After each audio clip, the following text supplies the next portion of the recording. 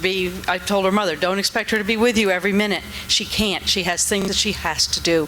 And just let them be, and tell them what is important. Don't expect them to know what's important to you. And midshipmen, since we only have one, and you've gotten the brunt of this, don't expect your parents to know what's important to you either. You got to talk to each other. That's the biggest thing.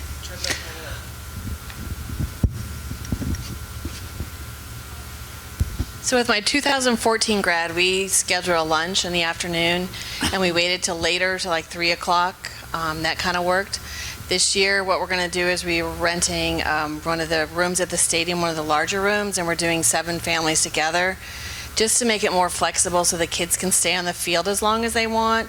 They can visit with their friends, and then the families can go up in the room, and they can have lunch. We're just trying to do it really easy and flexible because it's a crazy day and the kids want to really spend time with their friends. So oh yeah, I haven't even got to that slide yet. Can I just have one perspective as 6 years I've gone through this now. Pace yourselves as parents. Pace yourselves, because by Wednesday you're going to look at me at the Blue Angels and go, I am so tired, and we still have 2 more days to go. Pace yourselves. You don't have to be at everything. You're going to have company. You're going to be up till 2, 3 in the morning visiting. Everyone's so excited. Just be prepared take a day off when you go home to recover, to take a moment to pace yourself. My wife had a good point. Pre-brief your families on what they should expect too, based on some of the conversations we've had here, so that grandma isn't totally butthurt that she didn't get to do something with her son. Can we go to the next slide after this? But yes, ma'am. You said, was there something? Hi. The question was, do you wish you had done something? People who have had What'd grads? You learn? What was a good lesson? What'd you learn? Well, my grad was 84, and I'm grandma, so, take it easy on grandmas. Grandma's planning this whole thing. I think what I learned, not from experience, but from wise words from Beth. Beth, she said, make sure with your graduating mid that you have a place picked out where you're going to do the shoulder boards, coin exchange, where everybody's going to meet. Really get that squared away with your mid, and it will save you a lot of grief and a lot of time. You are a perfect segue, a perfect tee up into this slide we're going to go over right here. Thank you so much. That's a great point. So it's a mosh pit, and the kids run on the field to grab the covers after they get thrown up into the air, and the families just want to find their mid to do the shoulder boards and covers. Prearrange a spot. So I just threw this picture up there just so we can go over it. Like, just say, here's the example, 20-yard line, gold side, nearest the horseshoe end of the field. That's not hard for him to remember, her to remember. Then they'll know, you go there and we'll come to you. Because he's not going to try to be able to find you. You don't know how you're going to get down to the field. There's so many different ways to get down there. He or she are already down there. You tell them to go stand on the end star. Just go stand on the end star and I'll come to you. Now that might be a popular place to stand, because a lot of people might watch this video and everybody's standing on the end star. But at least I would just say pick something out that makes sense. If you're a gold side family, don't pick something on the blue side because it's going to be hard to get down there. Pick the end zone, the gold side, 5-yard line, something like that, right? And just battles. If you guys can zoom in on the pictures, you can figure out the battles. I don't know that your kids are going to be allowed to have their cell phones though, so it's not like you're going to be able to do it that day. That'd be my warning to you. Do it. Yeah, that's right, because there's so much noise that sometimes the cell towers don't work. But they might tell the kids no phones. They'll smuggle them in their socks, but it can be very difficult to send a text message or call somebody that day. So that's why you want to prearrange a spot before Friday morning, because you might not be able to communicate with them very well. All right, I think that's my last slide. Yeah, I think that's the last one.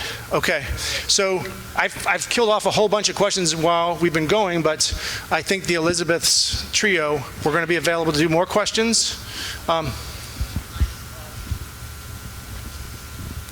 This happened to one of the mids last year.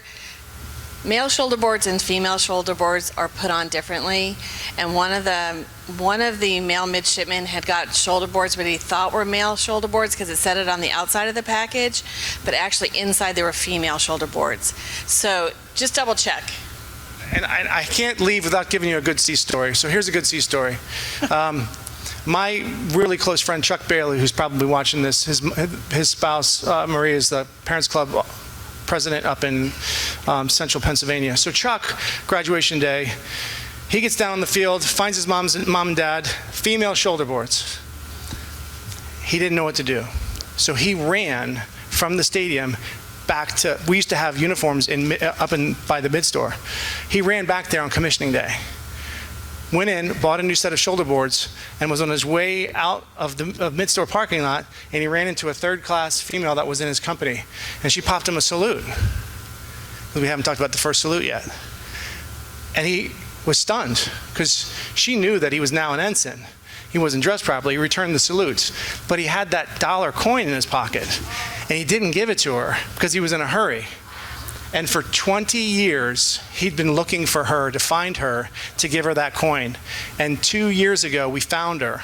And you might have seen it in Shipmate. It was a very small blurb in Shipmate, but I had him take a picture of the lunch, and we put a little caption in Shipmate. But he finally found her 20 years later and gave her the coin, because he'd been moving it from place to place for 20 years.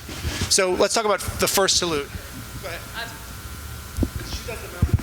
Well, I can do the first salute too. Well, I'll let you do that because that's a tradition and all that. But what I was going to say is the covers, the new officer covers.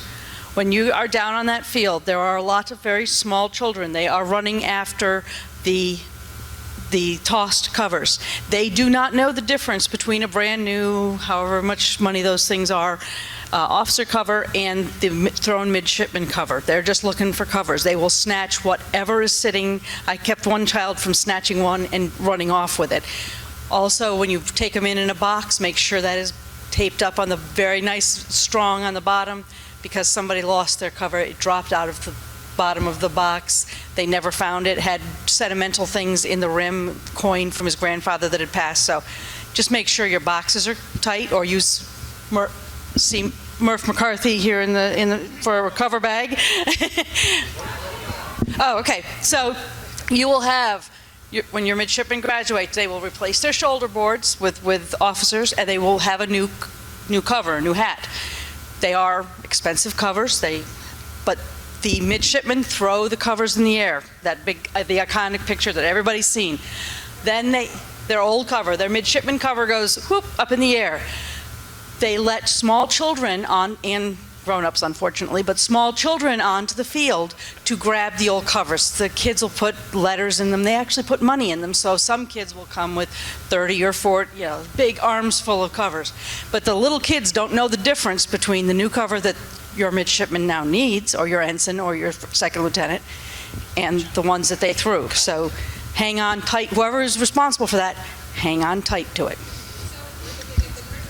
The kids they have to get that. They buy them ahead of time. They buy them. You can't do that. It comes from a uniform store. They will buy them. You bring them into the stadium. Someone is, yes, yeah. Yes.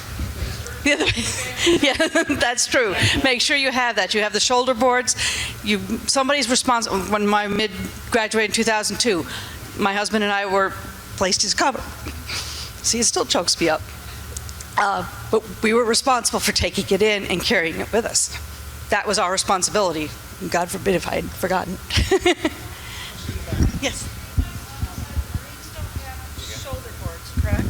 What do the Marines have? They change their collar device from a little midshipman collar device to the big gold bar for Marines. But they'll change their cover. What do the Marines do? Yep, that's a good question. They don't do the hard shoulder boards or the soft shoulder boards. Yes, ma'am. The Air Force Academy has its own separate service for this, for changing the shoulder boards. I take it that with the Navy, it's a private ceremony. I mean, the family brings in the new Private in that there's 28,000 of your closest friends all stuck down in that bowl. Okay. And you're doing it elbow to elbow, saying, can you get out of my photo shot here? Because I want to have, my dad put my shoulder boards on my son. Okay, and I just It's not wondered, private. There's no real place to go. informal, right? informal. Now, I will caveat that by saying, if you want to do a special swearing-in ceremony and you want to have flags in the backdrop, perhaps, like say it's the gentleman in the back that he was in the military. If you're in uniform and maybe somebody is a legacy or something like that, and you want to have that that picture, the first salute or something symbolic. Up in the superintendent's tent, we'll put an American flag, Navy flag, Marine Corps flag up there. So you can go up there and get a special picture taken if you want to do that for your special swearing in. Otherwise, it's down in the mosh pit with you and all your friends. Ma'am, one more question. I don't know. There are shoulder boards and there are shoulder boards. Some of the shoulder boards are different. Some of the shoulder boards are different. They're not all identical. I understand that there is a basic set of shoulder boards, and then for some people going into particular services or branches, there are specific shoulder boards. Right, and this is why we don't want the parents to have to worry about the shoulder boards. The kid's going to buy his own shoulder boards, kid's going to buy his own cover, and sometime during commissioning week he's going to hand you that box. So you don't need to get into the business of buying shoulder boards or what your kid needs to wear in his uniform.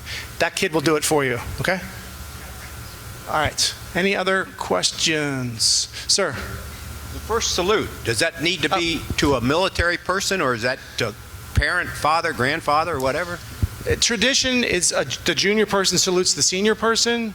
And then the tradition is the senior person gives a silver dollar to the person that salutes them first. That's the military tradition. It could be, that you had an enlisted father or grandfather that wants to provide that first salute. You're welcome to do it any way you want. Sometimes the midshipmen have other midshipmen that they want to do their first salute, so they'll have to go find them.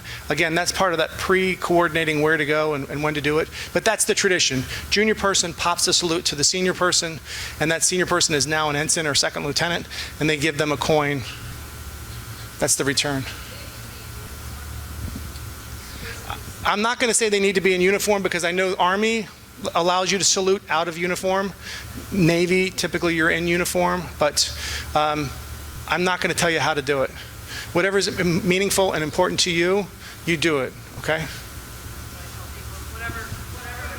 They certainly salute in civilian clothes in the Army, though. I've seen them do it all the time at national anthems. Any other questions? That endeth my portion of the presentation.